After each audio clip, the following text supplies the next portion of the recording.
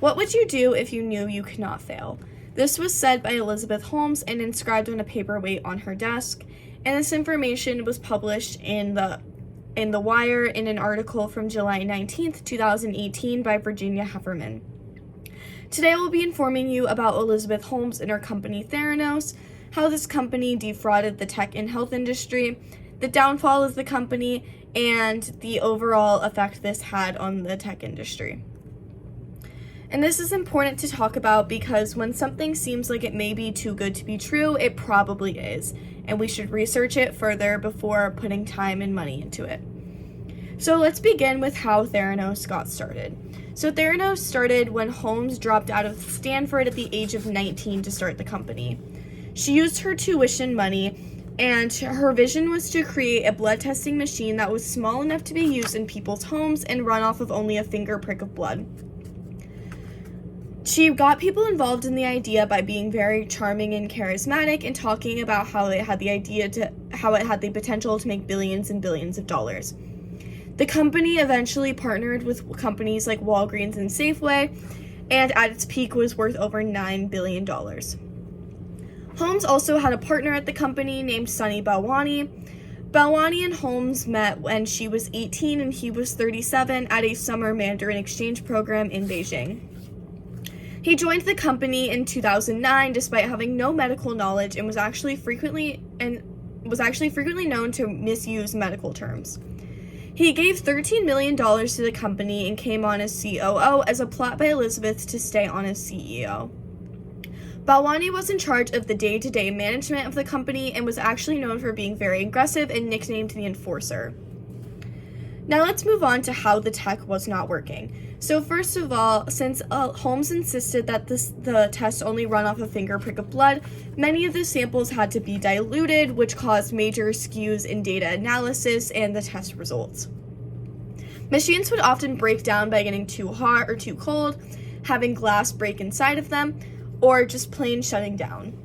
This led to Elizabeth having to fake many demos. The first one was for the pharmaceutical giant Novartis, which is based in Switzerland.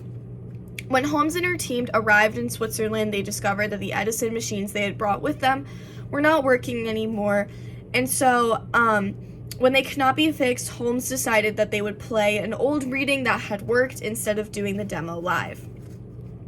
Later on, when showcasing the Edison machines to investors would come, have their fingers pricked, and then leave on a tour of the building. Meanwhile, a lab tech would come and test the sample manually, and then put it back into the machine so that when the investors came back, the sample would read as if the machine had done the test.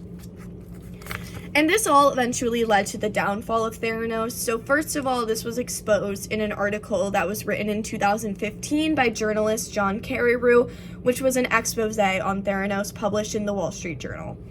It alleged that the technology was not working in the way that it was advertised and that the management was incompetent.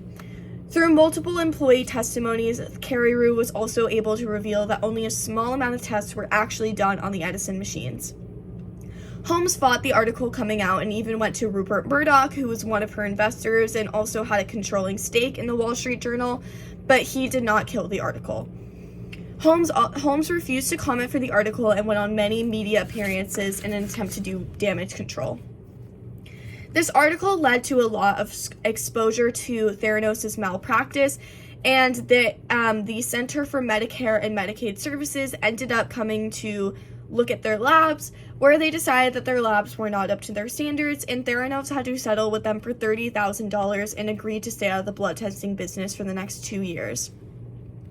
In March of 2018, the SEC decided to charge Holmes and Balwani with wire fraud and conspiracy to commit wire fraud, stating that they, quote, raised more than $7 million from investors through an elaborate years-long fraud in which they exaggerated or made false statements about the company's technology, business, and financial performances.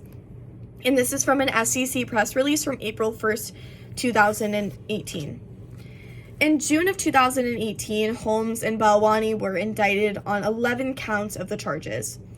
In September of 2018, Holmes could not find a buyer for Theranos and was forced to shut the company down. Both went on trial in 2022, and Balwani was sentenced to 12 years and 11 months, while Holmes was sentenced to 11 years and 3 months. Now for the overall effect this had on the tech industry. First of all, it caused a major difficulty for female-run startups in Silicon Valley. For example, one woman was told that she needed to dye her hair to look less like Elizabeth, and another was extensively asked about the differences between her at-home test and Elizabeth's. It is also worth noting that Holmes received very different treatment from men who have been in a similar position to her, such as the founder of the disastrous Fire Festival, whose image did not suffer nearly as much as hers. Holmes also gave an interview to the New York Times in 2023. This was her first interview since 2016, and she claimed that she wanted people to forget about the old Elizabeth Holmes and now embrace the new Liz Holmes. She claimed that she was, quote, playing a character while running Theranos, and admitted that the deep voice she was known to use was actually fake. She also denied claims that she purposely got pregnant to receive a lighter sentence, and reasserted claims that an abusive relationship with Balwani is what led to many of her actions.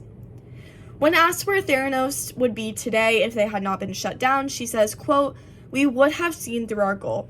And this is again from a 2023 New York Times interview and an article by Amy Chozick. People really saw through this and continue to see her as delusional, especially after she stated that a goal that was decades away would have been accomplished by now. So today I have informed you about Elizabeth Holmes and her company Theranos, how she defrauded investors and patients to keep the company running, the downfall of the company, and the overall effect this had on the tech industry.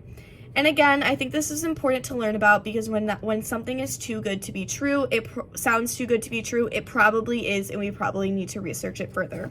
Thank you.